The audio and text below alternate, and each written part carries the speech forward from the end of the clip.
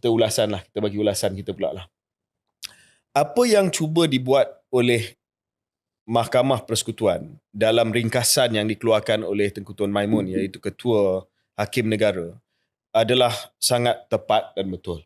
Ya, apa yang dia cakap adalah ini bukan satu keputusan untuk mempertikaikan hukum Allah.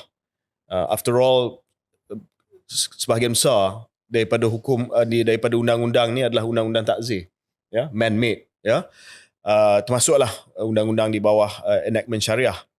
Dan dia kata bahawa ini bukanlah untuk mempertikaikan soal kedudukan mahkamah syariah itu sendiri. Sebab kita dah ada pindaan pada tahun 1988 di mana mahkamah syariah tak boleh kacau mahkamah sivil, tak boleh kacau mahkamah syariah. Ini adalah lebih kepada bidang kuasa yang buat undang-undang itu.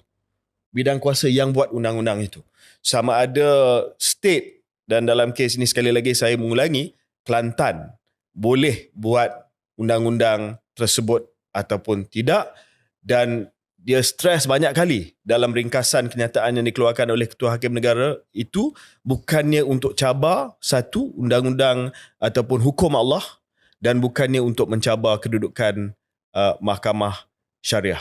And you cannot blame Mahkamah Persekutuan sebab orang dah buat petition, dia kena dengar. Dan it's a constitutional matter. Constitutional matter bila ada petition yang minta supaya satu perkara dalam undang-undang itu dibincang oleh Mahkamah Persekutuan, sama ada undang-undang itu sah pun tidak, itu memang tanggungjawab Mahkamah Persekutuan untuk menentukan sama ada undang-undang itu sah ataupun tidak mengikut perlembagaan persekutuan.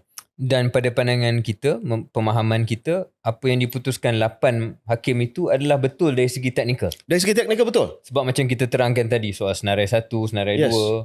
Ya. So, di sini Syariah saya nak kata ada dua perkara di sini. Satu technical dan satu lagi adalah political lah. Nah, okay, itu yang kita nak bincang. Political.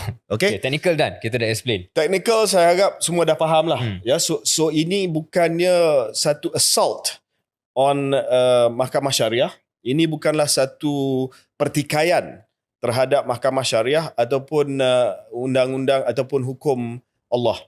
Ini adalah soal bidang kuasa sahaja. Ya.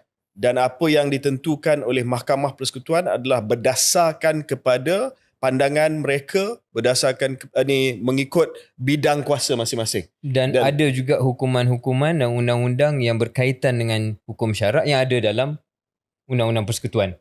Ya. Ya, tu satu lagi bukti lah bahawa ini bukan soal mempertikaikan